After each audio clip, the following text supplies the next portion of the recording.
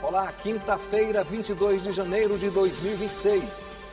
Polícia Federal poderá entrar nas investigações das crianças desaparecidas em Bacabal. O governo do estado vai aplicar mais de 75 milhões de reais na implantação e ampliação do sistema de esgotamento sanitário da capital. Prêmio FAPEMA celebra 20 anos de existência. Você também confere. Fórum Eleitoral de São Luís passa por revitalização e agora oferece serviço ao público em ampla estrutura. E tem mais, artesão cria peças únicas tendo como matéria-prima a madeira e transforma objetos em arte repleta de memória e de propósito. Então vem com a gente porque o AF1 já começou.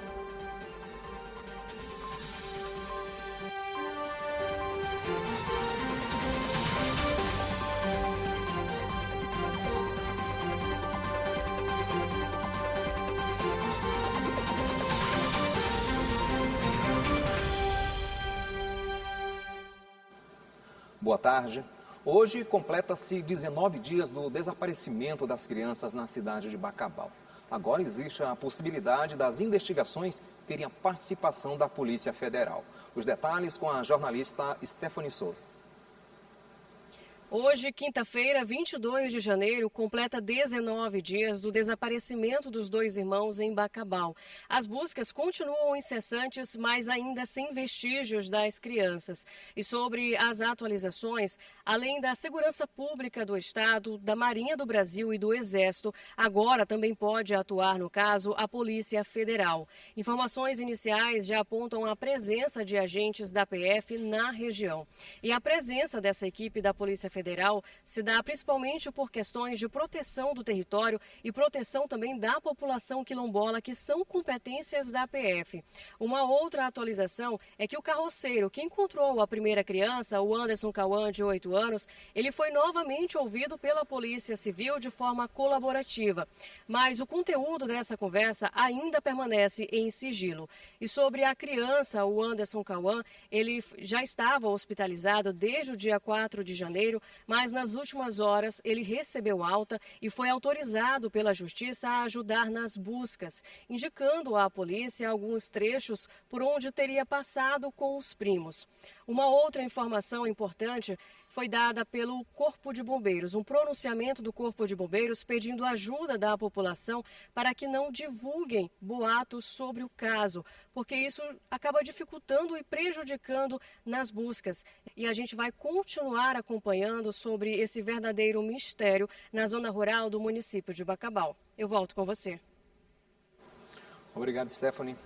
Reconhecer e valorizar quem faz ciência é fundamental. Afinal de contas, a ciência tem uma grande relevância para a humanidade. Por isso, o Prêmio FAPEMA, considerado o Oscar da ciência maranhense, tem tanto prestígio. Em 2026, o prêmio celebra 20 anos de existência. E nada mais justo que uma grande festa para comemorar. O Prêmio FAPEMA é o reconhecimento de quem tem construído o futuro do Maranhão por meio da ciência e da pesquisa. O governador do estado, Carlos Brandão, prestigiou o evento. Nenhum estado se desenvolve se não tiver investimento em ciência, tecnologia e inovação. E a gente entendeu isso, o estado do Maranhão está vivendo um dos bons momentos da sua história, está crescendo, está se desenvolvendo, os indicadores melhorando. E é lógico, isso só acontece também se tiver investimento em ciência, tecnologia e inovação. Então esse prêmio nada mais é do que um estímulo, uma motivação para que as pessoas possam continuar, através das bolsas que são oferecidas pela FAPEMA, apresentando bons projetos e colhendo bons resultados. Considerado o Oscar da ciência maranhense, o Prêmio FAPEMA celebra 20 anos de reconhecimento àqueles que fazem da ciência um instrumento de desenvolvimento para o Estado. Eu acredito muito que nesse aspecto o governo do Estado tem investido muito para que a gente possa, cada vez mais, por meio da ciência, tecnologia e inovação, melhorar os índices econômicos e, consequentemente, sociais do nosso Estado. Ao todo, 64 talentos foram premiados. São pesquisadores, estudantes, jovens cientistas, empreendedores e profissionais da comunicação que ajudam a produção científica no Maranhão. Essa contribuição se dá de diversas formas, seja popularizando a ciência, valorizando a educação ou ampliando o acesso ao conhecimento científico na sociedade. Cada um dos premiados representa esse compromisso. Daí, a importância do reconhecimento. Para mim é maravilhoso, porque eu acabei de me formar, então isso mostra que eu estou no caminho certo, da gente poder mostrar histórias, pesquisas que são feitas aqui no nosso estado. Então para mim é maravilhoso. Aliando duas áreas muito importantes, né, que é a ciência, a inovação, a tecnologia de um lado, a comunicação, o jornalismo e a história de outro, né? A gente está nesse documentário, a gente fala de um quilombo muito importante para o Maranhão, culturalmente, historicamente, e de um projeto inovador que envolve questões de energia solar voltadas para essa comunidade quilombola e com um potencial imenso para transformar a realidade daquelas pessoas, daquelas famílias. Então, foi um documentário muito especial de fazer, de produzir, de fazer acontecer. A gratidão de alguns dos premiados ia além do recebimento do troféu. O incentivo já vinha desde o desenvolvimento da pesquisa. Eu venho de um programa profissional, né, da Universidade Estadual do Maranhão, que é o programa de pós-graduação em História. E um dos materiais finais que nós entregamos é um produto educacional. Né? Então, nós escrevemos uma tese de doutoramento fazendo uma análise de um tema, no meu caso. O corte foi sobre o Maranhão contemporâneo. A noite também foi marcada por homenagens a personalidades de destaque estadual e nacional que contribuíram para o fortalecimento da ciência e da educação no Brasil. Entre elas, o ex-deputado e ex-ministro de Estado, Gastão Vieira. Temos aprovado a FAPEMA por unanimidade e ver hoje a FAPEMA cumprindo esse papel extraordinariamente importante, que é apoiar os que têm talento, os que querem conhecimento, de uma forma apolítica, de uma forma muito bem construída. Eu só posso, já ao dobro da idade que eu tenho hoje, ter muito orgulho daquele momento que eu participei com tantos pesquisadores da criação da FAPEMA. E o governo do estado vai aplicar mais de 75 milhões de reais na implantação e ampliação do sistema de esgotamento sanitário da capital. Com este investimento, São Luís passará a ter 70% de cobertura de redes de coleta de esgoto. A cerimônia de assinatura da ordem de serviço para a implantação e ampliação do sistema de esgotamento sanitário da capital foi realizada em um trecho da obra do novo prolongamento da Avenida Litorânea. Após a conclusão, o serviço pretende melhorar a balneabilidade das praias. A ordem de serviço das obras de implantação e ampliação do sistema de esgotamento sanitário em São Luís, etapa 1, bairro São Francisco e Vinhares. De acordo com o governador do estado, Carlos Brandão, mais de 75 milhões de reais vão ser aplicados. Nós já investimos no nosso governo com recursos próprios mais de 75 milhões no sistema de esgoto de São Luís. E com isso, essa obra de hoje vai trazer quase 40 quilômetros de rede de esgoto. São 3 estações elevatórias e vai levar mais de 3 mil ligações domiciliares. Ou seja, vai ter um grande avanço que vai beneficiar mais de 30 bairros. Com esses investimentos, é esperado que a cobertura de redes de coleta de esgoto amplie de 55% para 70%. O tratamento também pode aumentar para 80%, o que deve influenciar não só no dia a dia da população, mas também na qualidade da água das praias de São Luís, reduzindo, por exemplo, vários pontos impróprios para banho, que são apontados semanalmente pelo laudo de balneabilidade divulgado pela Secretaria de Estado de Meio Ambiente e Recursos Naturais. Desses 75 milhões, nós temos mais 75 milhões, o que no conjunto faz 150 milhões de obras em andamento.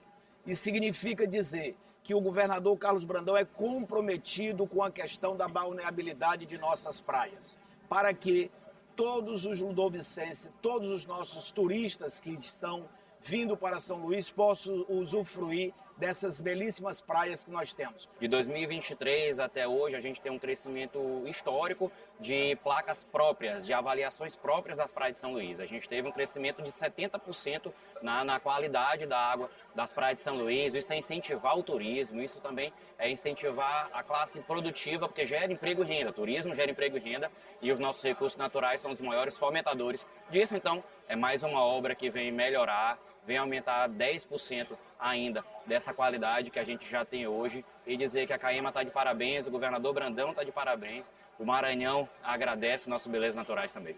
Participaram da assinatura da ordem de serviço também as deputadas estaduais Helena Duailib e Mical Damasceno e os deputados estaduais Ricardo Arruda e Cláudio Cunha. O Fórum Eleitoral de São Luís passou por um processo de revitalização e agora oferece serviços ao público em uma ampla estrutura. E com as melhorias ficou mais fácil e rápido para quem busca resolver alguma pendência junto à Justiça Eleitoral. Quem tem ido ao Fórum Eleitoral no Anel Viário em São Luís não tem encontrado dificuldade. Pouca espera e em pouco tempo a pendência é resolvida. Vim fazer a transferência, que eu tinha feito uma outra transferência que eu ia morar no interior, não deu certo, voltei para cá e trouxe meu título para cá também para cumprir as nossas necessidades, né? O atendimento ao eleitor está mais moderno. O Fórum Eleitoral de São Luís passou por um processo de revitalização e agora oferece serviços ao público em uma ampla estrutura, com dezenas de guichês e setores especializados. Desde a volta do recesso neste mês de janeiro, a média tem sido de 200 atendimentos ao dia. Mas com a modernização do prédio, a ideia é otimizar ainda mais esta demanda, o que facilita o acesso do eleitor aos serviços da Justiça Eleitoral. A gente já retornou aqui ao nosso prédio original do Fórum Eleitoral, já tem mais de um ano. E aqui estamos fazendo atendimento ao público, né, o eleitor que necessita tirar seu título pela primeira vez, fazer revisão também de dados eleitorais ou a transferência do seu domicílio eleitoral. Ele pode estar vindo aqui, a estrutura boa aqui de atendimento, uma quantidade boa de guichês, né, de atendimento, para poder resolver qualquer problema que tenha com o seu título. Durante janeiro, os atendimentos no Fórum do Anel Viário seguem de segunda a quinta, da 1 às 6 da tarde, e sexta, das 8 da manhã à 1 da tarde. A partir de fevereiro, retorna ao horário normal, de 8 da manhã até às 6 da tarde. Em ano eleitoral, o chamado tem sido de atenção aos prazos da Justiça Eleitoral. O eleitor ele tem a opção também de realizar pedidos, né, de regularização pela internet, né? Mas é interessante, principalmente se ele tiver que fazer a coleta dos seus dados biométricos, que ele compareça aqui ao Fórum Eleitoral ou também aos outros postos de atendimento do TRE, que são nos Viva Cidadão, para poder fazer essa coleta biométrica e evitar que tenha algum problema, né, quando for votar. Joana aproveitou o início do ano e já resolveu o que precisava. Foi bem simples fazer tudo. Eu fiquei bem feliz de ter conseguido finalmente resolver a situação. Eu tinha feito pela internet e eu vim aqui também colocar minha biometria. Eles aproveitaram aqui, fizeram todo o processo da digital, da foto. E eu estou muito feliz de ter conseguido tirar meu primeiro título. No próximo bloco, a previsão do tempo para a tarde desta quinta. Você também confere. Artesão cria peças únicas tendo como matéria-prima a madeira e transforma objetos em arte repleta de memória e de propósito. É logo após o intervalo.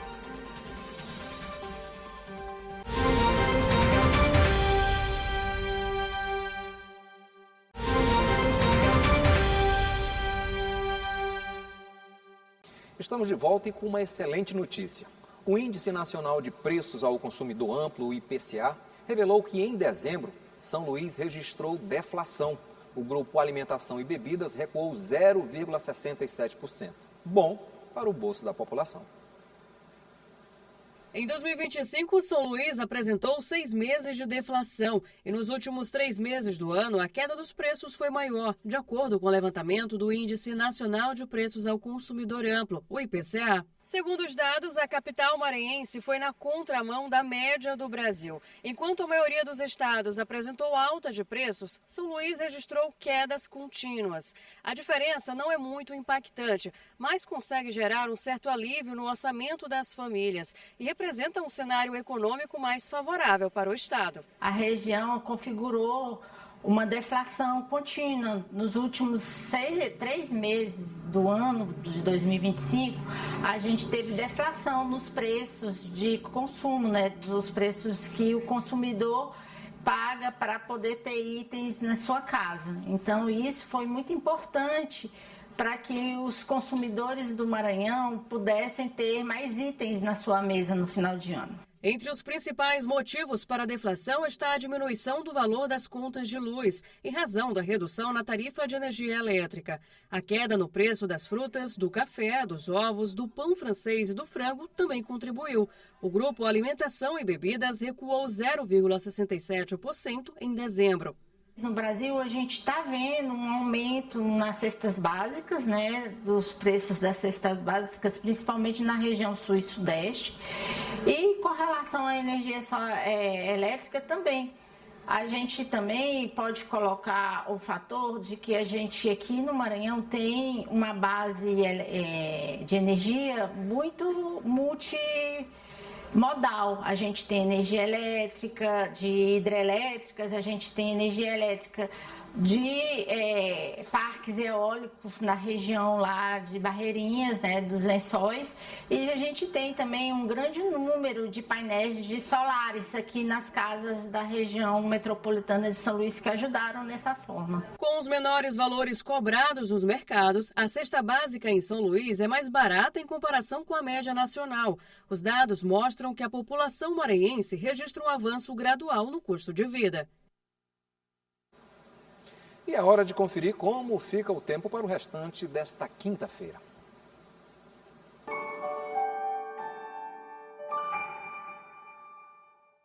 Oi, muito boa tarde para você que está acompanhando a F1. Vamos conferir como segue o tempo desta quinta-feira aqui em São Luís e pelo interior maranhense. Aqui na capital a temperatura segue entre 24 e 30 graus, o sol está dando ar da graça, mas é aquele sol maranhense que gosta de convidar nuvens e pode chover rapidinho durante o dia ou mesmo à noite. Então, se você está saindo agora, se prepara, o guarda-chuva pode ser seu companheiro. No interior, em Maracassumé, o tempo por lá está bem diferente do nosso pôr do sol aqui. Sol com nuvens agora, mas aguarde, a chuva forte pode dar o ar da graça à tarde e seguir à noite. Vai ser aquele clima cheio de conversa de chuva, sabe? Em Capinzal do Norte, por lá, o céu tem mais sol e muita nuvem bonita. Pode chover de manhã e à noite. A chuva aparece com vontade e olha só, as temperaturas ficam bem parecidas com as daqui da capital. Então, não tá tão diferente assim. Então é isso, que o restante da sua quinta seja leve, produtivo e cheio de bons momentos. Faça chuva ou faça sol, o Maranhão segue lindo. Eu me despeço desejando uma ótima quinta para você e a gente se reencontra amanhã com mais atualizações.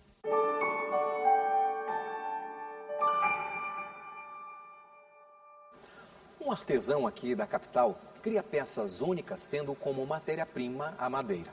Ele cria um elo entre o humano e a natureza, preservando tradições ancestrais e transformando objetos em arte repleta de memória e de propósito.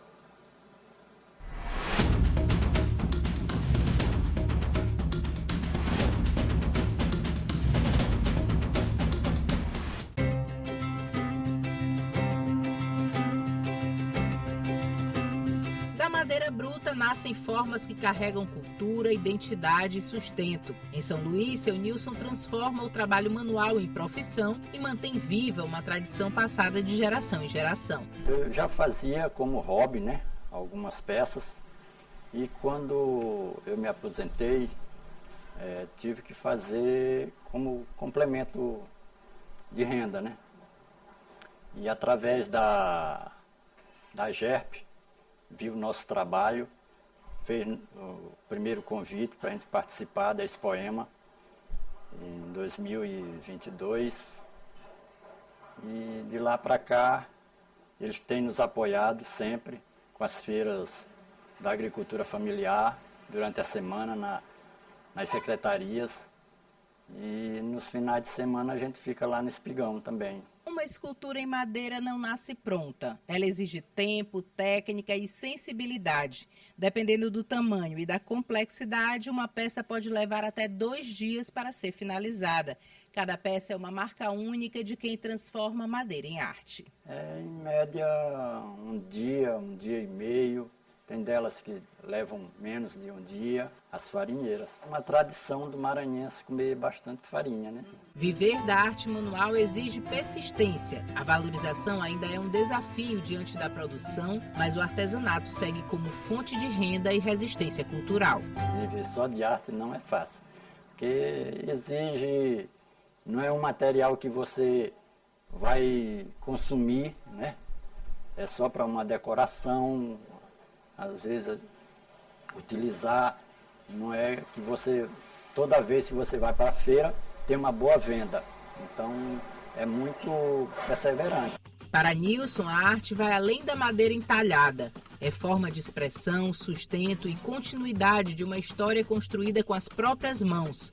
Prova de que, mesmo em um mundo acelerado, o trabalho manual ainda tem valor, tempo e significado. Muita paixão. Eu gosto de fazer esse tipo de material e divulgar. Esse é o meu maior prazer, é estar divulgando uma peça. Cada peça que eu crio, para mim é como se fosse um filho meu que está saindo ali naquela hora.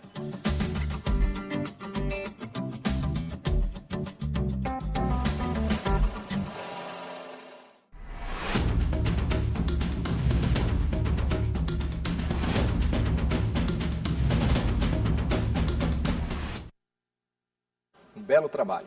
O Assembleia em Foco, primeira edição, vai ficando por aqui. Obrigado pela sua companhia. Para rever esta reportagem e todo o conteúdo jornalístico produzido pela Diretoria de Comunicação da Assembleia Legislativa, acesse o nosso portal. Uma excelente tarde para todos nós.